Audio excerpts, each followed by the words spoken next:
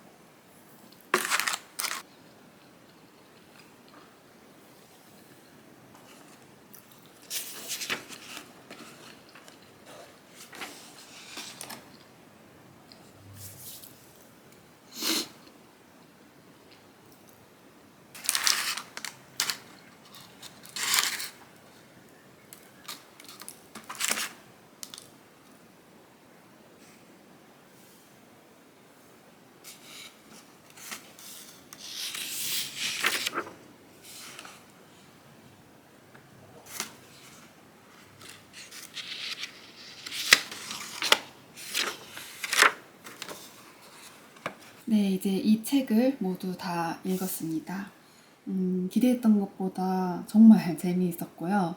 또 이제 중간에 화자도 좀 바뀌고 막 유령의 목소리도 들리고 해서 뭔가 이제 어떤 게 진짜인지 좀 헷갈려서 처음에는 집중하는 게 조금 어려웠었는데 어느샌가 이거를 완전히 그냥 푹 빠져서 읽었던 것 같아요. 네, 이 책은 1에서 3부로 나뉘어 있는데 1부에서는 이제 소설가 나아가 이제 외할머니인 박지훈에게서 데브로텔과 관련된 이야기를 듣게 되는 과정이 나와요. 그리고 이제 2부에 가서는 나가 그 이야기를 당시 인물이었던 지영현의 시각으로 이제 소설을 새로 쓴 거죠. 그래서 저는 이때부터 이야기에 완전히 쭉쭉 빠져들게 됐던 것 같고요. 그리고 나서 이제 3부에서는 다시 소설가 나로 돌아와서 데브로텔에서 벌어졌던 그 일의 진실을 알게 되는 뭐 그런 구성이에요. 이 소설 속의 소설가도 이제 어떤 실마리를 갖고 이야기를 세워나가고 또 이제 강화길 작가님도 데브로텔의 어떤 그 실마리를 갖고 이렇게 이야기를 세웠잖아요. 그래서 그 데브로텔 전시관에서 봤던 유구가 생각나더라고요. 그 실마리가 되는 자체에서부터 이야기가 이렇게 1층, 2층, 3층 세워진 거구나 하면서 좀 뭔가 신기했던 것 같아요. 그 데브로텔의 주요 역사적인 사실을 제외하면은 소설의 설정이 대부분 이제 허구인데도 이게 진짠가 하면서 좀 헷갈리게 만드는 그런 작가님의 역량을 느낄 수 있었던 것 같아요. 근데 이제 거기에 어떤 시대적인 아픔도 있고 여성이나 화교에 대한 어떤 억압 같은 것도 잘 나타나 있고 그리고 또 이제 그럼에도 불구한 사랑 이런 이야기도 있거든요. 그리고 저는 이 작품의 이제 시작점이 데브로텔에 다녀온 것도 그렇고 이제 책의 맨 끝에 도움을 받은 자료 목록을 보면서도 그렇고 소설가에 대한 경외심이 더 커진 것 같아요. 정말 사소한 것에서 영감을 받고 그거를 이제 어떤 철저한 자료조사를 통해서 진짜 같은 이야기를 이렇게 구축해 나가는 게 진짜 대단한 것 같아요. 그래서 저는 개인적으로 이 책이 물론 너무 재미있고 좋았지만 어떤 이제 소설가에 대한 사랑을 한층 더 끼워준 것 같아서 이 책이 저에게는 나름대로 의미가 큰 것 같습니다. 너무 재미있게 좋게 잘 봤습니다.